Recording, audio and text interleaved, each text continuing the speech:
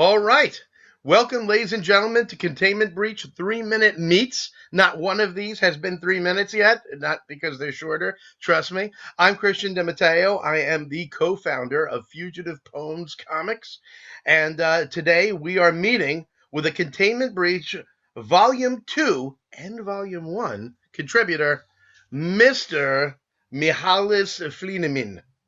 That's exactly the correct pronunciation. Excellent. Mihalis Flanagan. Right? Mm-hmm. Michael It's Flanagan. Spangler Sovietnish dish.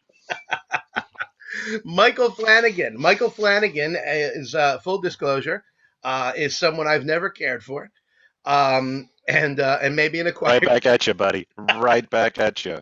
One of my oldest best friends, and we've worked together on all kinds of projects, and he was right there when we did Containment Breach Volume 1 as a total zine experiment in the middle of the crumbling universe. Not sure if we would be dead tomorrow. You know, we're talking about the old days, 2020. And we decided to try and put an anthology together to signal boost some really cool artists. And we are so happy to have Michael back with us today. And I am glad to be here. Yeah, this is awesome, Mike. So I know who you are, but the question that you've been asked on front lawns around 3 a.m. many times, who the heck are you? And I will respond to you the same way I respond to those people on front lawns. Who the heck are you? It's a fair question, and you've stumped a few of them philosophically. It's true. It's not something you expect to be asked on your own property. I don't know. Just don't know. I am Mike Flanagan. I am a theater director, not a film director. People get that confused all the time. The film director, Mike Flanagan, gets much bigger checks from Netflix. I'm a writer of the aforementioned comic book and some novels, the yet to be published novels, and a nonfiction book on theater and education. And I'm a teacher. Right now, I'm down here in Houston, Texas, where it's about 1,001 degrees, but it's really the humidity that gets you. And I teach acting and drama and theater and all those types of things. Mike and I came up through the College of Mount St. Vincent's creative writing progress together. Mike's first novel was entitled The Man Who Wasn't God. I have it on my shelf. He drunkenly inscribed in it one night. And Yes. I remember the inscription well.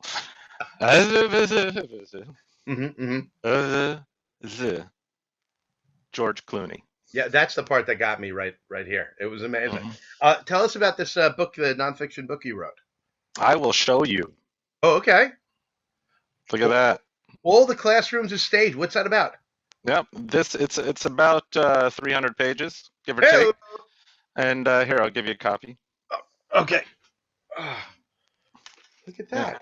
Yeah. All right, this is pretty good. You know, the only problem with Zoom is that when you do this, they don't give you the hard cut. They change it to soft cut. No, yeah, it's a problem with Zoom. WebEx doesn't have that problem. Yeah.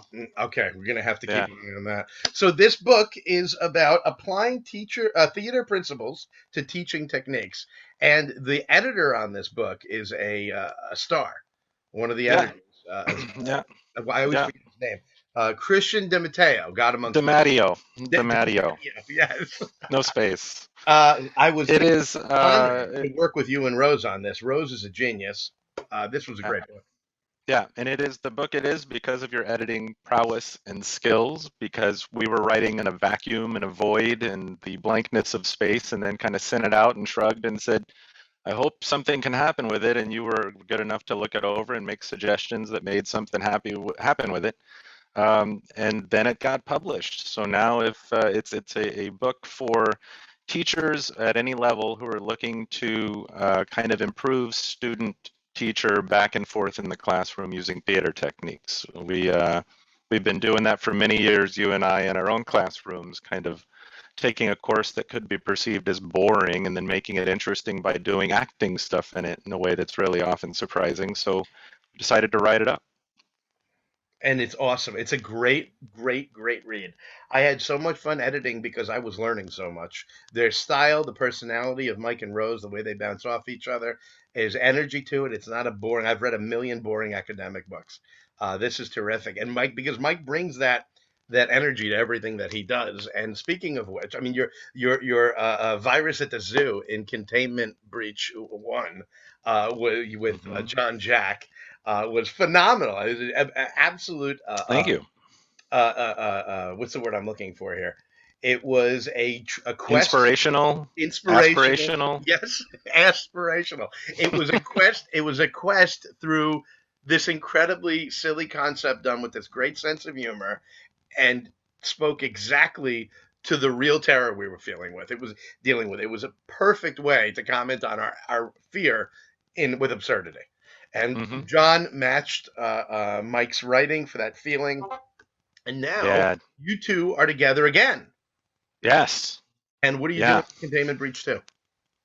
Well, we decided for the second one, I was feeling a little cheeky when we got the kind of what do you call it? The cue line, The prompt.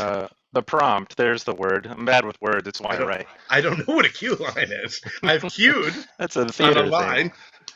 The prompt kind of led me to a cheeky place because I was in a cheeky place because of aforementioned quarantine that was still going on, however many 15 months strong. I think we were at about a year when you started talking to us about doing the second one, a year of teaching acting and theater in every class I teach, just like what we're doing now. And so, the head was spinning and I was kind of done. So we took this prompt and decided in an email back and forth, I told John, I said, hey, I'm feeling kind of silly. And if you don't want to go in a silly place, that's cool. I'm not going to force it, but here's what I'm thinking. So we're kind of doing a copyright friendly spoof of the adventure serial, potentially referencing some Indiana Jones ishness, and again, a copyright friendly way. And there may or may not be a monkey involved because that John Jack loves him some primates, as you could see in our contribution to Volume 1. Any interaction with John Jack could have that caveat.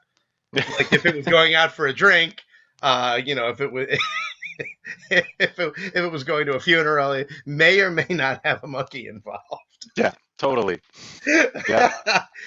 Which John, is great. And how do you say no to it? no, You're you just know, crafting a story, and he's like, I remember we were doing the first one that takes place at a zoo, and I threw him like a very rough, loose outline about all the animals getting a virus at the zoo, and he said, "Yeah, it's great. I love it. It's really creative and good. I'm looking forward to working on it. Just one thing: can the last one be a gorilla?" And I said, of course it can. I Yes, am. that's so specific.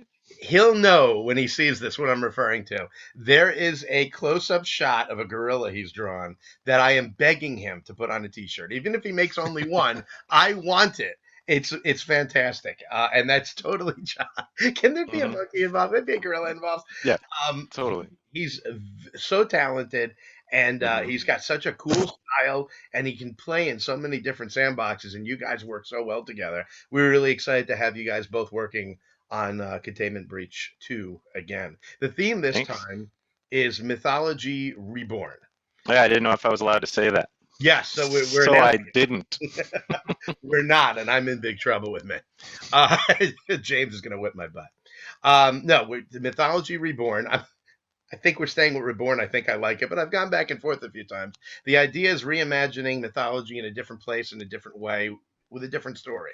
And it's going to be coming out as a Kickstarter this fall. It will be on Comixology. You can get Containment Breach Volume 1 and see Virus at the Zoo at Comixology.com. And that was Quarantine Tales because it was therapeutic to talk about it then, and this one is not because it's no longer therapeutic to talk about it. Done with that. And keep an eye on fugitivepoems.com. Subscribe there. Subscribe to the YouTube channel. I don't know how to do it, but hopefully you do. And keep an eye on at Fugitive Poems on Twitter and on Instagram. At CDMETC is me on Twitter. Mike, where are you on Twitter? I am at mflanny124, MFLANNY 124. And lots going on there. Come check out all the stuff. Pay attention. It's going to be a big deal release. Mike, if any beverage at all could appear in your hand right now, what would it be? Guinness. Guinness. Ladies and gentlemen, Guinness. We are Fugitive Poems, and we make comics.